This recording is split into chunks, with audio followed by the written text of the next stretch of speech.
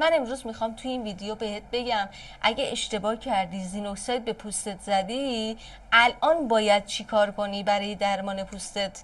بچه‌ها بذارید مختصر و مفید بهتون بگم. اگه تا الان از زینوکسید استفاده کردی با امید اینکه پوستت گلویی و شیشه‌ای بشه، الان کاملا قطعش کن، یعنی اصلا بذارش کنار زینوکسیدو.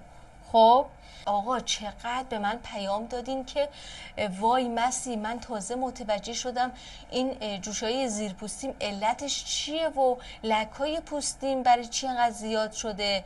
به خاطر اینکه اونا هم گول خورده بودن، رفته بودن زینوکسید گرفته بودن و زده بودن به پوستشون. یعنی یکی از دوستام میگفتش که من زینوکسید رو شبا میزدم به پوستم، یعنی یه لایه زخیم شبا میزده به پوستش، با همون میخوابیده. بچه‌ها وای وای نگم برات، یعنی نزدیک بغض کرده بود، نزدیک بود که گریهش بگیره، ولی حالا من دلداریش دادم و اینا، گفتم اشکال نداره بسپارش به من.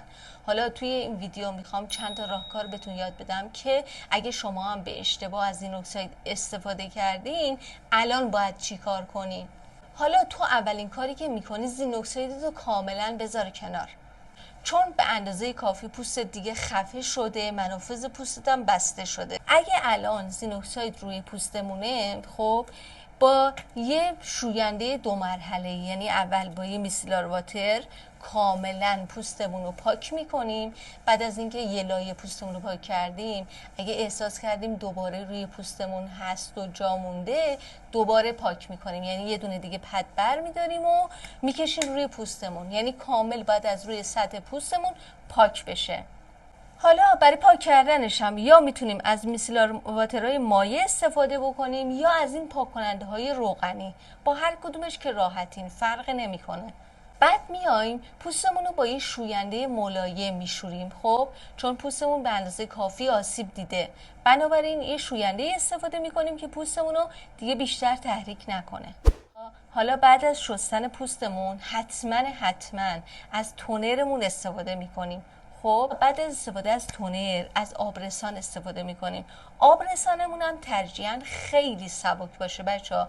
اگه پایه سرمی باشه خیلی بهتره، چون تا الان ما از یک کرم خیلی سفت و سنگین برای پوستمون استفاده کردیم، بنابراین پوست ما یه حالت خفگی بهش دست داده.